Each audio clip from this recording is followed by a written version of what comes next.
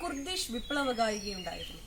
പാട്ടുകൊണ്ട് ചൂട്ടുകെട്ടി ഭരണകൂടത്തിന്റെ കണ്ണിൽ കുത്തിയ വിപ്ലവകാരി ഹെലിൻ എന്ന ഹെലിൻ ബോളേറ്റ്. സ്വാതന്ത്ര്യത്തിനും സമത്വത്തിനും നീതിക്കും മനുഷ്യാവകാശങ്ങൾക്കും വേണ്ടി ഹെലിൻ നിരന്തരം പോരാടിക്കൊണ്ടിരുന്നു. പാട്ടിലൂടെ കത്തുന്ന രാഷ്ട്രീയം പറഞ്ഞ ഹെലിൻ ബോലേക്കിനെ കുറിച്ചാണ് ഇന്ന് ഉള്ളടക്കത്തിൽ സംസാരിക്കുന്നത്. എല്ലാവർക്കും സ്വാഗതം.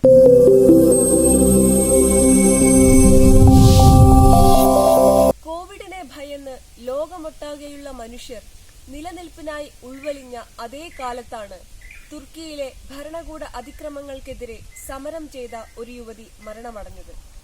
288 ദിവസം നീണ്ടുനിന്ന അവളുടെ നിരാഹാരം സഹന സമരമെന്ന ആശയത്തിന്റെ ഉജ്ജ്വല പ്രകാശനമായിരുന്നു. അധികാരത്തിന്റെ അതിക്രമങ്ങൾക്കെതിരെ മനുഷ്യർ നടത്തുന്ന പോരാട്ടങ്ങളുടെ അടയാളവും. ഗ്രൂപ്പ് യോറം എന്ന സംഗീത ബാൻഡിനെ കുറിച്ച് പറയാതെ ഹെലിന്റെ ജീവിതകഥ പൂർണ്ണമാകില്ല. മാർമാര യൂണിവേഴ്സിറ്റിയിലെ സംഗീതത്തിൽ താൽപര്യമുള്ള കുറച്ച് കുർദിഷ് ടർക്കിഷ് വിദ്യാർത്ഥികൾ ചേർന്ന് 1985 ആരംഭിച്ച സാംസ്കാരിക സംഘടനയാണ് യോറം. 1980 സർക്കാരിനെതിരെയുള്ള അട്ടിമറി ശ്രമത്തിനു ശേഷം തുർക്കിയിൽ ഇരുണ്ട കാലഘട്ടമായിരുന്നു. അനീതിക്കെതിരായ ശബ്ദങ്ങളെല്ലാം അടിച്ചമർത്തപ്പെട്ടു. തിയേറ്ററുകളെല്ലാം അടച്ചിടപ്പെട്ടു. ആ കാലഘട്ടത്തിലാണ് ഗ്രൂപ്പ് യോറം ഓട്ടക്കായ് കൾച്ചറൽ സെന്ററിൽ ഉടലെടുക്കുന്നത്. ആരാണ് നിങ്ങൾ എന്ന ചോദ്യം നാലുപാടു നിന്നും ഉയർന്നു. നമ്മുടെ വ്യാഖ്യാതാക്കൾ അവർ യോറം കുലർ എന്നായിരുന്നു അവരുടെ ഉത്തരം. സീലിരുപ്പ് ഗലൻ അഥവാ ഉരിഞ്ഞുമാറ്റുക എന്ന ആൽബവുമായി 1987 ഗ്രൂപ്പ് യോറം തങ്ങളുടെ യാത്ര ആരംഭിച്ചു. 1980 ഉദയം കൊണ്ട ഓസ്കുൻ എന്ന ആലാപന ശൈലിയായിരുന്നു ഗ്രൂപ്പ് യോറം പിന്തുടർന്നത്. യഥാർത്ഥമായ പ്രതിഷേധം എന്നാണ് ഓസ്കുൻ എന്ന തുർക്കിഷ് വാക്കിനർത്ഥം.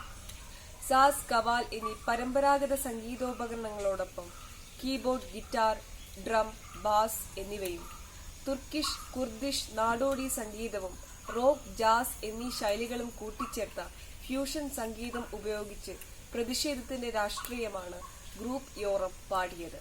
സംഗീതത്തിലും ആശയങ്ങളിലും സമാനമായ ശൈലി പിന്തുടരുന്ന കലാമഞ്ച് പോലെയുള്ള സാംസ്കാരിക സംഘടനകൾ ഇന്ത്യയിലുമുണ്ട്. ഗ്രൂപ്പ് യോറത്തിന്റെ പാട്ടുകളിൽ നിന്ന് ചിറകടിച്ചുയർന്ന സാഹോദര്യത്തിന്റെയും സമത്വത്തിന്റെയും വിപ്ലവ പറവകൾ അസംതൃപ്തരായ തൊഴിലാളികൾക്കും വിദ്യാർത്ഥികൾക്കും ഇടയിൽ അവിശ്വസനീയമായ വിധത്തിൽ കൂടുകൂട്ടി. 21 ആൽബങ്ങൾ അവർ പുറത്തിറക്കി. അവയിലെ സാമ്രാജ്യത്വത്തിനും മുതലാളിത്തത്തിനും സ്വേച്ഛാധിപത്യത്തിനും എതിരായ സന്ദേശങ്ങൾ യോറത്തിനൊപ്പം സാധാരണക്കാരും ഏറ്റുപാടി.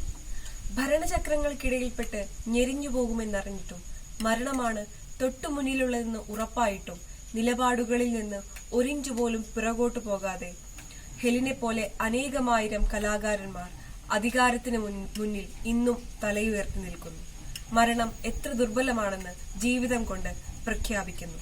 ഹെലിൻ അവരിൽ ആദ്യത്തെയാളല്ല, അവസാനത്തേതും.